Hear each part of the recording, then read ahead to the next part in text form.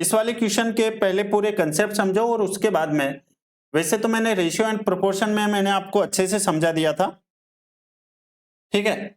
Ratio and proportion में मैंने आपको अच्छे से समझा दिया था, लेकिन फिर भी मैं आपको समझा दे रहा हूं।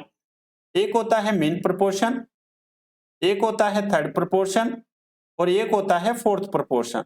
मीन प्रोपोर्शन यानी मध्यानुपाती, एक होता है बेटा तृतीयानुपाती और एक यहां पर क्या होता है चतुर्थानुपाती, ठीक है।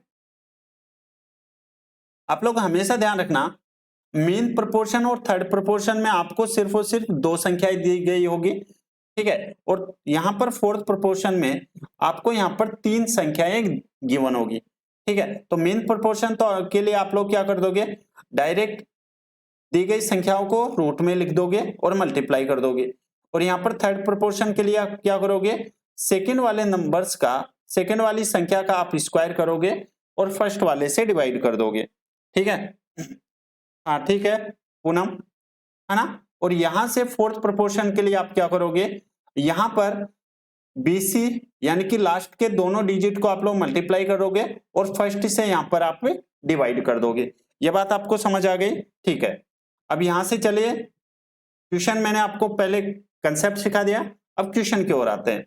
यदि 3x स्क्वायर, ठीक है, ये स्क्वायर में है बेटा, 3x स्क्वायर और 4xy का तृतीयानुपाती 48 है ना।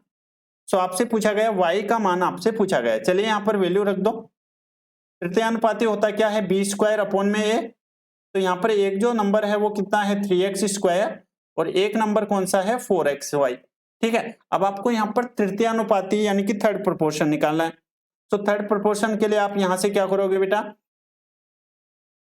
सेकेंड नंबर कौन सा है आप कहेंगे 4x स्क्वायर है, तो आप इसका स्क्वायर कर दो। इसका स्क्वायर करोगे तो देखो 4 का स्क्वायर 16, फिर x का स्क्वायर x स्क्वायर, y का स्क्वायर y स्क्वायर और अपॉन में नीचे क्या आ जाएगा 3x स्क्वायर।